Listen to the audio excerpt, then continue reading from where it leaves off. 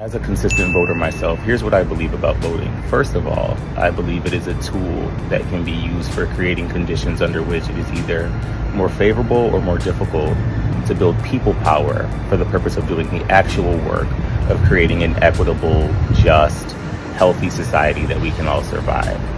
And that's the exact point that I was trying to get through to you, sweetheart. But then you addressed me as you bitches and said that I need to get a personality and a worthwhile mission. Little did you know, it's all there. So let's get into it. Welcome back to Pardon Me with Pete, an entertainment show that celebrates blackness and seeks to answer the question, what the is going on around this? What is going on? And dead ass, what the is going on around this? Girl, what's going on? You might be wondering, how did we get to this ball-on-ball crime in the first place? So let me take it back. As y'all know, Joe Biden retracted his candidacy and now Kamala Harris is the Democratic nominee. Of course, that news broke the internet and everybody was in a frenzy for multiple reasons, but that's the story for another day. Back to this. What the fuck? Of course, people are critiquing Kamala Harris, and rightfully so, for her reputation as a cop as well as her stance on Palestine. However, these statements have been framed in a way that imply to me that one, either people shouldn't vote, or that may imply people should vote for Trump simply because he isn't receiving the same types of critiques that Kamala is regarding his stance on Palestine. I'm scrolling Twitter and I see a thread that speaks to how I'm feeling about everything that's going on. Now, I definitely think it's fair to critique any politician. They owe us. So that makes sense. We need to make sure that they understand what our needs are and we demand that they implement changes for us. Thanks a lot, bitch. But I also think, considering what's at stake here in our own country, that some of those views should be a little more balanced, especially from folks with large platforms. Who is having that conversation? Now, we know the children have been left behind. So the average American can't really deduce that someone critiquing something might also support that thing. So I think in order to ensure that people understand the fullness of what someone is trying to say, you should probably try to balance out what your perspective actually is. Little girl. Now, I could get into some theories that I have around those who have these extremely leftist views, but I'm gonna save that for a real episode. Back to this.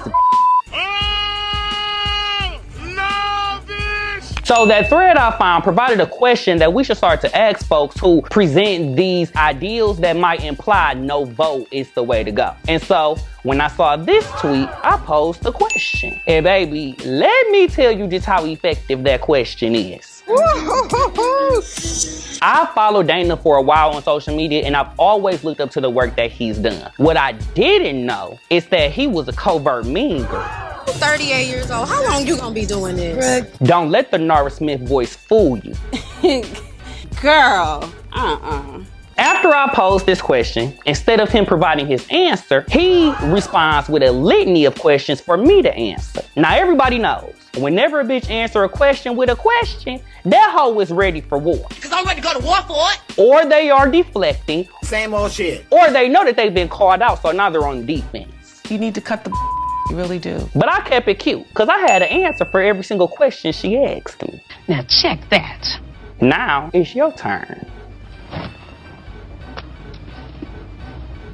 He responds, and I immediately knew that from the sweetheart, as well as the I get paid to speak at length, he was feeling his puss. Smelly cat, smelly cat. But I wasn't even trying to take it there with Miss Thang. So I gave my kitten her kudos and said my work here is done. Yeah, right. But something told me, let me go check this profile. Cause I already know that girls who act like that, they most likely gon' subtweet a bitch. And when I go to the profile, what did I see? A motherfucking subtweet. Just as I thought, trash. Now Dana, let me ask you this. What's the name of my city? Where do I live?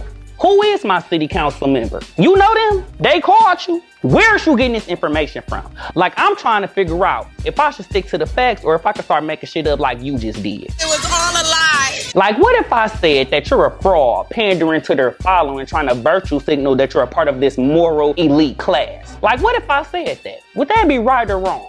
You are absolutely right. Now, I already peeped that when my girl took it to the quote tweets, she was looking for a show.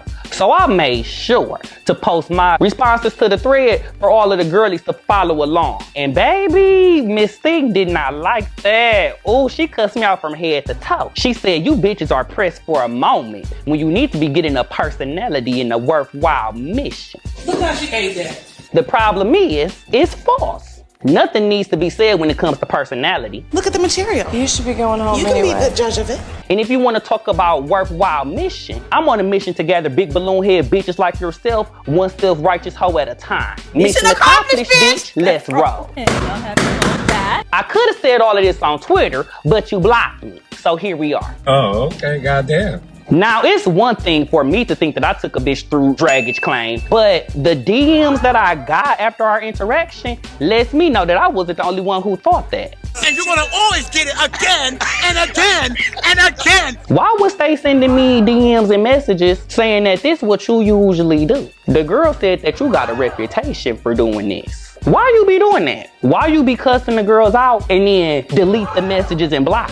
Why you can't just stand on what you said? Why is that? I know why. You bitches are fake as fuck. She's musty. How you claim to advocate for community and ain't even got no conflict resolution skills? Huh? How you throwing rocks and hiding your hands? How you claim to be this great advocator that's rooted in love and community, but then soon as somebody writes you something that you don't necessarily agree with, you call them all types of bitches and that they don't have no personality? How you do that? It's cause you ain't a real bitch. If you were real, you would be able to acknowledge the both end of the situation. Yes, it's absolutely true. We should hold candidates accountable and ensure justice is weaved within their foreign policy, while also ensuring that we consider those domestic issues impacting us here at home as well. There's only so much community work someone can do when policy is created to make that difficult. Even you said that. Here's what I believe about voting. First of all, I believe it is a tool that can be used for creating conditions under which it is either more favorable or more difficult to build people power. But for some reason, you don't tell the whole story from what I can see. And that's all I was trying to point out. But instead of being a real bitch, you decided to kick the shade into overdrive and crashed out. I don't know. I used to see it for you. But now all I see is a typical gay mean girl that regurgitates information to appease their followers and appear morally elite. That's sad. We were rooting for you. We were all rooting for you. How dare you? But it's cool. I'm sure you're just practicing for those gigs that pay you to speak at length. And that's okay. But just remember the 12 P's. Piss poor practice promotes piss poor performance. Piss poor performance promotes pain. Fucker. Toodles. Pardon me. Pardon me. Pardon me.